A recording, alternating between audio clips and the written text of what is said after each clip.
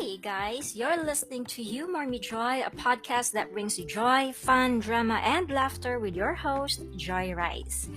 Now, first of all, I would like to thank you, my dear fans and listeners, for such a great feedback from my last episode of Step Up with Joy Rice, Demotivated, Discouraged, and Distracted. And yes, may mga fans na talaga, and bungad pa nga lang daw ay tinamaan ng iba, naiyak, at nag-agree. But I do hope that I was able to touch your heart and turn your life's perspective to a wider, brighter, and better one. Now, if you have observed and listened to my list of episodes, there was actually a pattern. How am I trying to build you up and groom you? First was a transition from corporate world to online freelancing guide. Second was how to attract and reach your goal with such drive and focus. Third was how to take care of yourself. And then fourth was how to overcome and decide from the challenges you are facing along the way. Now today, my episode is to educate you and give you an idea which path you may want to take in this digital world. Now please listen to Humor Me Joy 5th episode titled 6-Digit Earner Online Freelancer. Yes, we are. And this is my minutes also interview with young CEO Rene Paolo of Coursebelt. Pero bago po ang interview session ko with Sir Pao, nais ko po munang buhayin yung hopes and dreams nyo by sharing with you guys how does an online freelancers earn 6 digits and what kind of work nga ba mga ito and how to manage it. Pero, pasok muna ako ng konting drama. Naramdaman ko sa pagiging freelancer, online freelancer since 2017. Now, sa totoo lang, naranasan kong kutsain sa racket kong ito as an online freelancer. Na-judge ako na lagi daw ako nasa kwarto, nasa party, pero nakabukas ang laptop. Hindi nila alam paano ko sinisiguradong tapusin yung project ko or deadline ko. At the same time, nakaranas din ako ng feeling na bibelittle ka kasi kapag tinanong ka anong work mo, ang sagot ko lang is online freelancer. You know? Pero, hayaan na natin yun. Ito naman kasi, bakit ba kasi kapag tinanong anong trabaho mo, ang sagot lang natin ay online freelancer ako. Pero pwede namang sagutin na manager ka, diba? Pwede naman sabihin na director ka na pala ng isang kumpanya sa ibang bansa. Pero ba't hindi mo nga ba sinasabi? Kasi ayaw mong mabuko na 6 digits na pala ang kinikita mo. Kasi baka bentahan ka daw ng memorial plan, herbal medicine, insurance, at iba pa. Pero kung ako naman kasi yung kumikita ng 6 digits, pagbibigyan ko na kuhaan itong mga nagbebenta sa atin. Total matitino naman silang mga tao and ito naman kasi yung way nila how to earn money. So let's just all help and support those people para sa ekonomiya. Pero that is only my point of view. It is not applicable for all. Okay?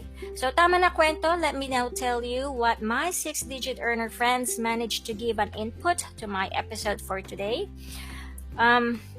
Unang-una, alamin muna natin na may category tayo bilang online freelancer.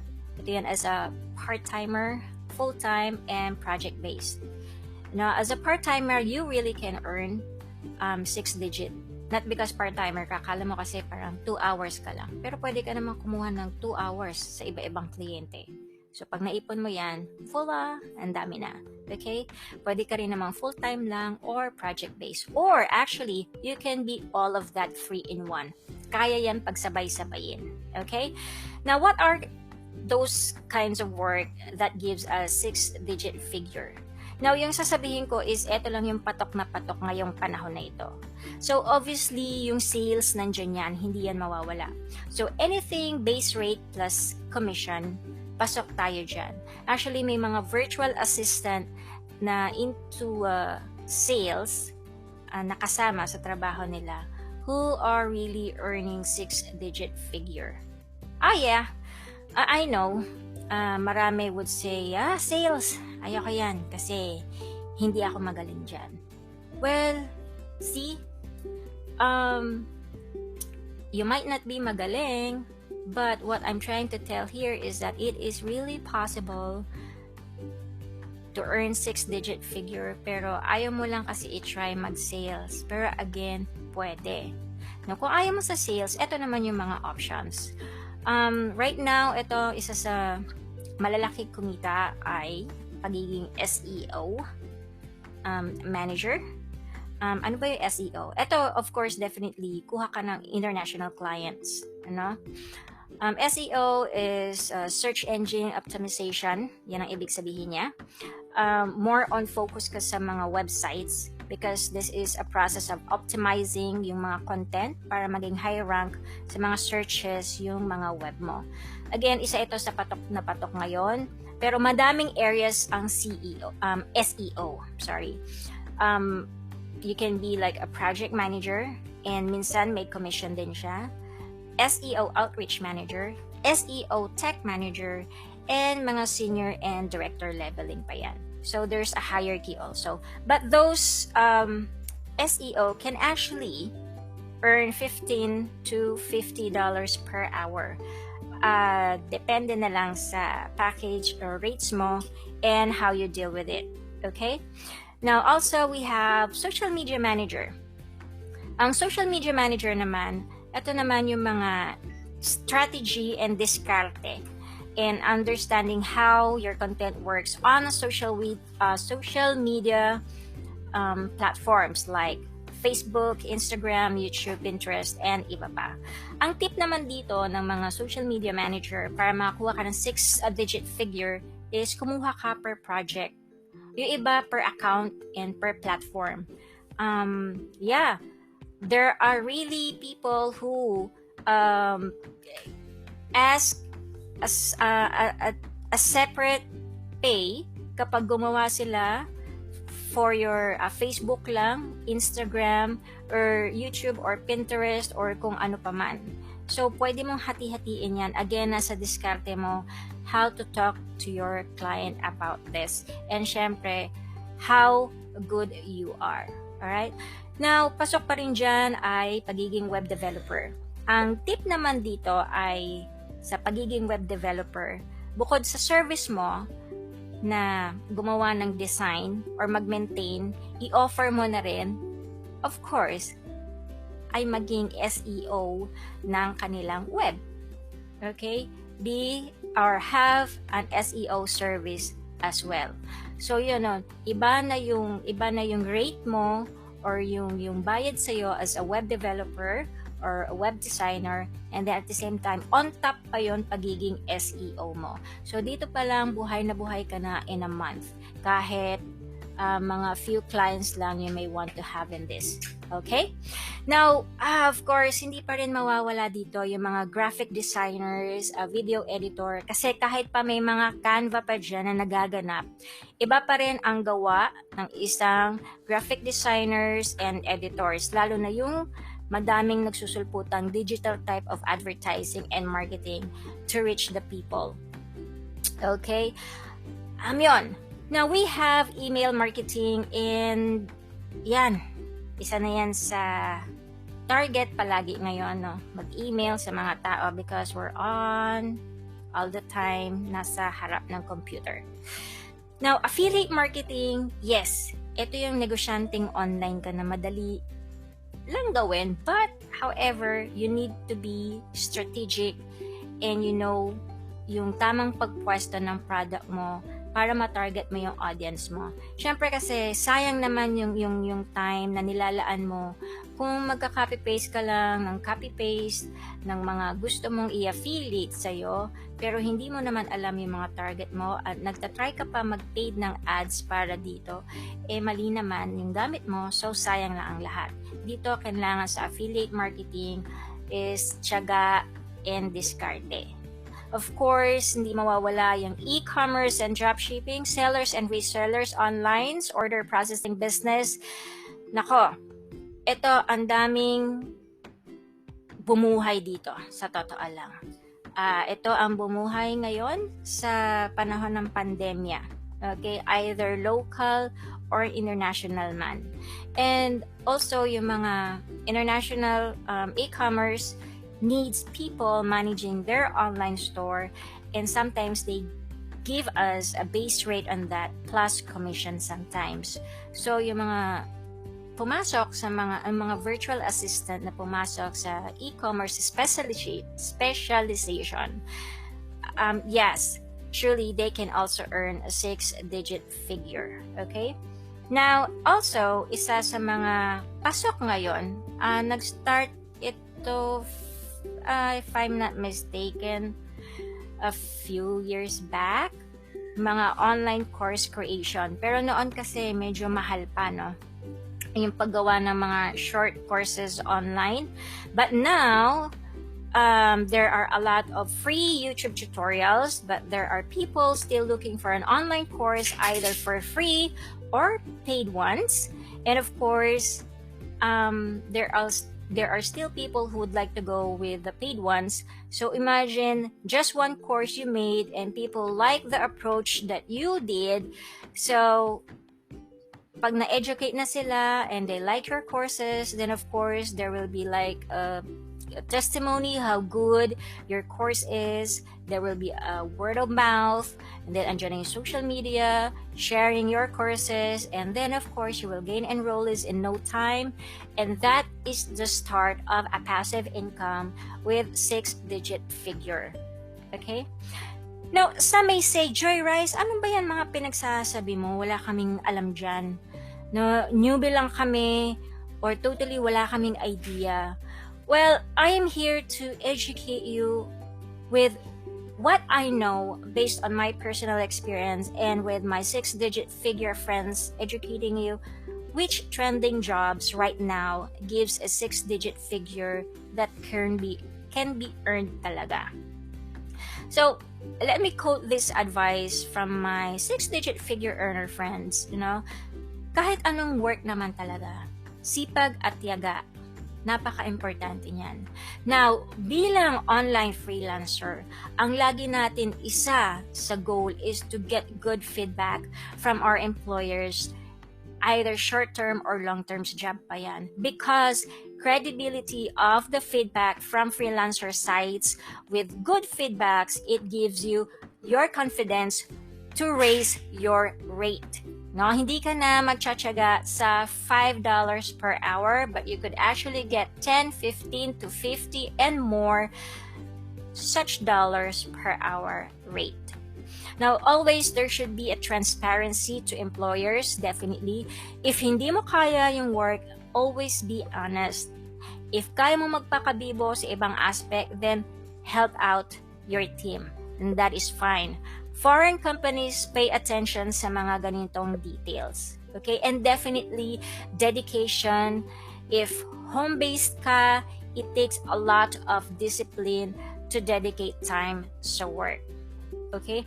So, kung hindi mo nga alam tong mga trabahong to at gusto mo rin naman matutunan, or may alam ka na pero konti lang, make sure to enrich yourself, new skills, even those you know. Tapos kahit may work ka na, try to apply sa more challenging role to gauge your level. Say, if makuha mo siya, well, of course, that is good. If di mo siya makuha, then ask a feedback, bakit hindi ka napili sa job, and aralin mo yung kulang mo pa. Okay? And speaking of aralin, well, lucky for you guys because I have a guest right now who can enlighten us that 6-digit figure is really possible and where to get some or those online courses that designed for Filipinos' budget and understanding. Now, you can actually learn those copywriting, web development, SEO basics with my guest today. And this is my very first time to have a guest on my show. So, I'm not really into this. Kinakabahan ako. But I hope our recording would be fine. So, pagpasensyahan nyo na. But definitely, ikapupulutan ng aral itong lagi kong binibigay sa inyo.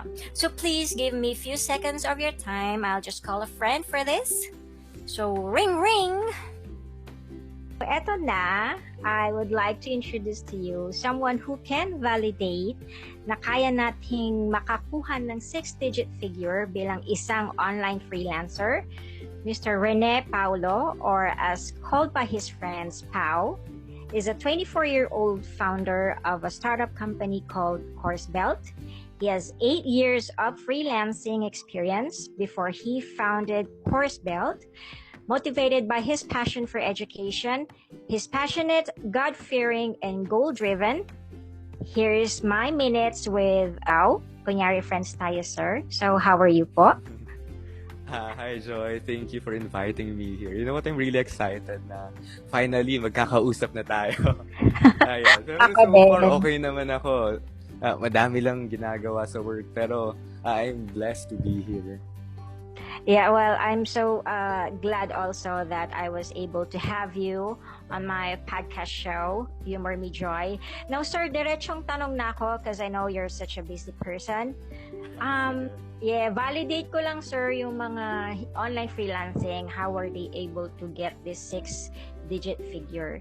So, do you believe that online freelancers can really earn 6 digits as part-timer or full-time or just project-based?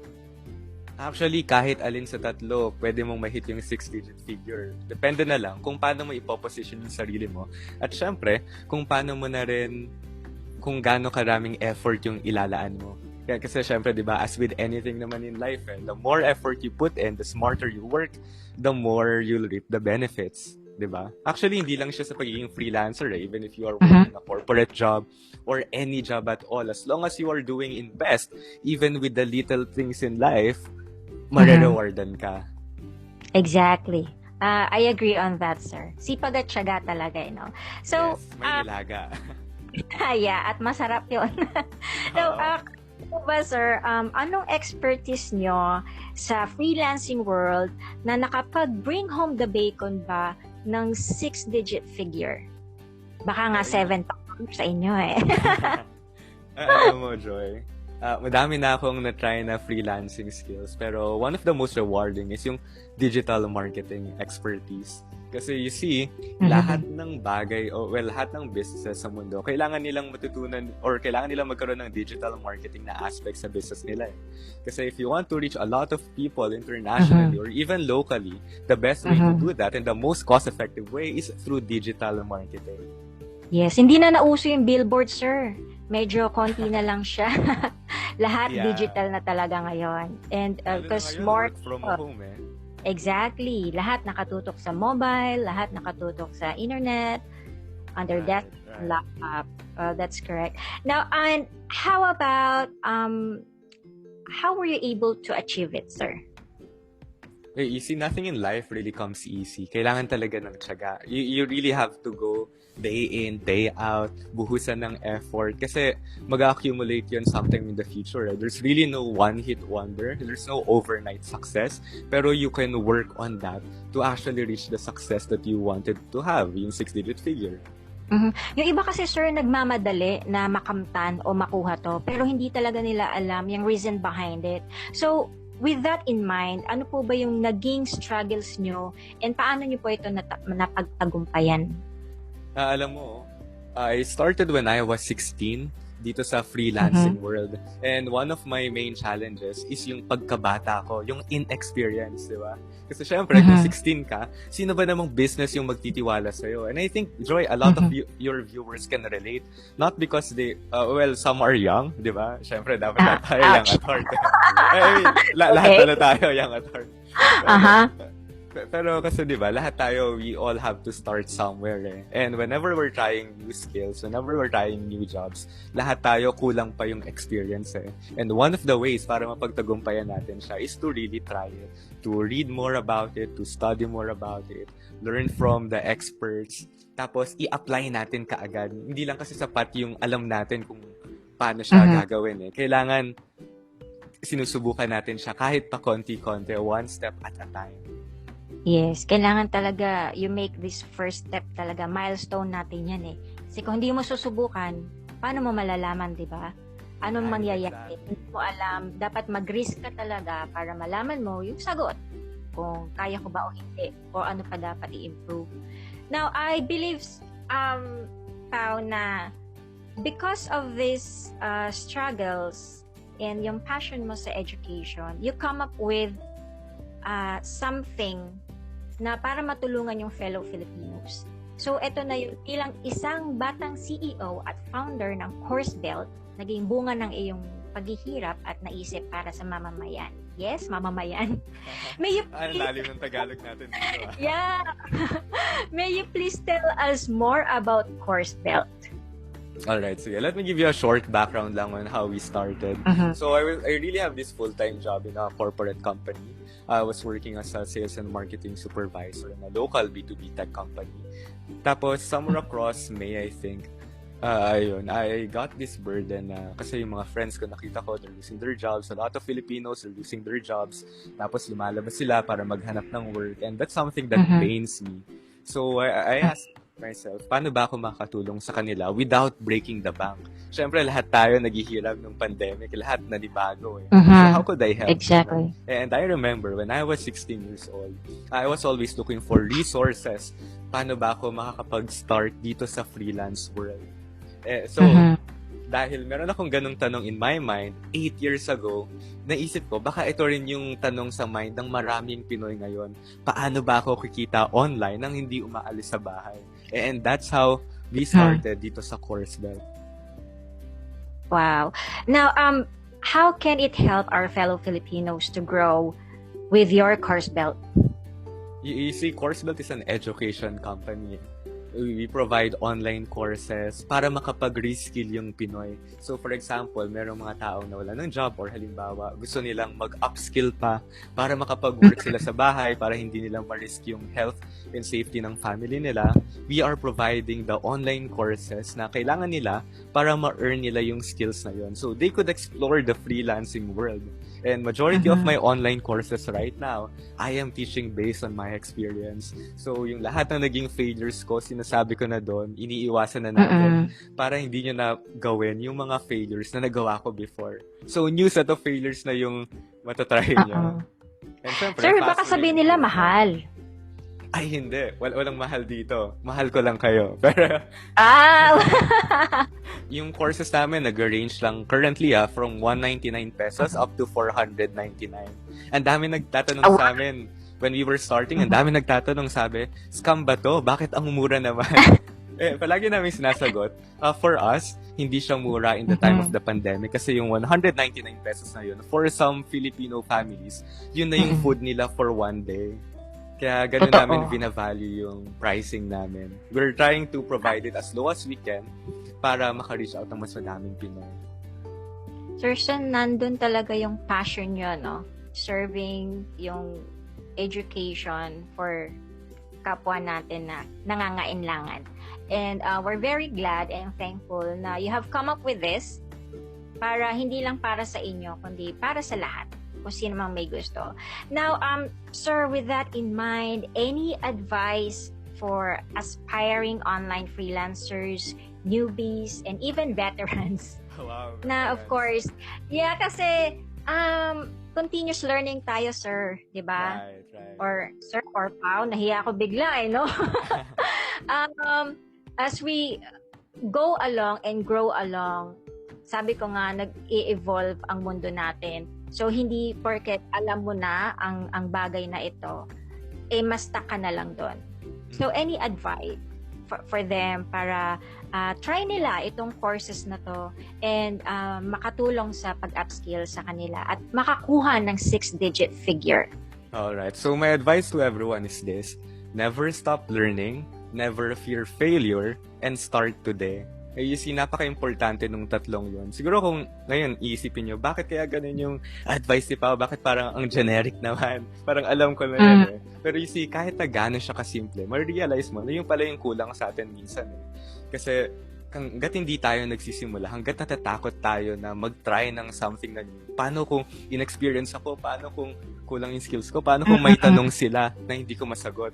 Pag napangunahan tayo ng fear of failure na yon, doon tayo lalong walang magagawa. Doon tayo lalong walang ma-achieve. Malay mo ba, paano kung hindi pala sila magtanong ng ganong kind of questions, di ba?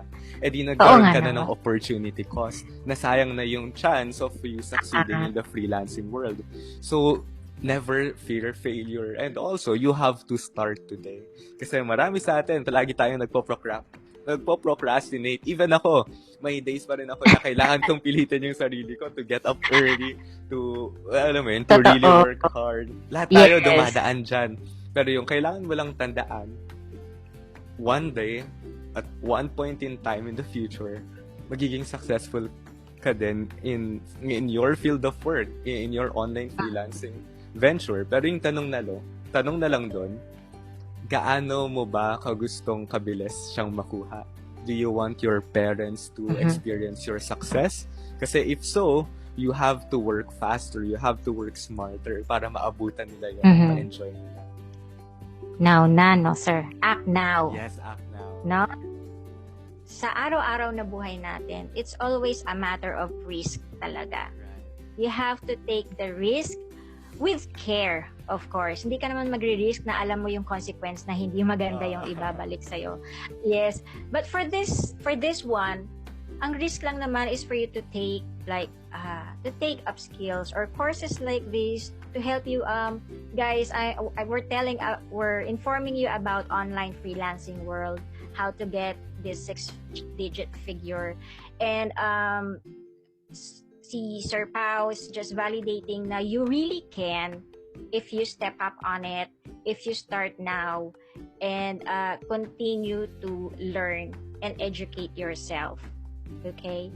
So, yun ang gusto naming ipatunayan at ipahayag sa inyo para sa ikabubuti ng ekonomiya natin kasi ang hirap talaga sa panahong ito. Sir, again, how they can get in touch with you? Ayan. So if you want to get in touch with us, just visit coursebelt.com, or you may also follow us on Facebook sa facebook.com/coursebelt. Ayan, we have a support team and a great community manager para kausapin kayo. Ayan, yan. So everyone, please visit the Facebook page. You may also join a Coursebelt community. It doesn't have to be na enrolled kayo to join the community. Actually, dun pa lang malalaman nyo how happy they are, yung mga tao sa community, how helpful everyone is, and marami po kayong matututunan. It's not just because of the course itself, but how the online freelancing world works for you and for us, for a better future for everyone. Okay? So, sir, just stay with me just for a little while.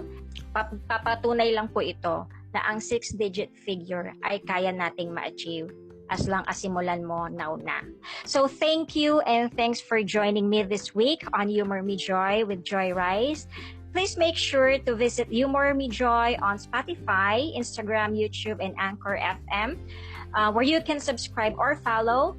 You can also check me on Google Cast, Pocket Cast, Breaker, and Radio Public. I want to greet also and thank Vivian D and Shannon D of UAE. Sila naman daw po ang fans club representative ng UAE. Well, I love you girls. Please do continue to share my podcast sa kapwa nating OFW dyan para malibang at makapulutan ng aral. And also share din nila yung Coursebelt courses sa mga kamag-anak nila dito sa Pilipinas. Try nila i-check if they want to pursue online career. And of course, once again, thank you so much, Mr. Rene Paolo, for having you here. And again, for more info about Coursebelt, I'll be putting it on my YouTube upload under the description box. So there you go. Please be sure to tune in next week for our next episode. This is Joy Rice signing off. Ngiti ka lang.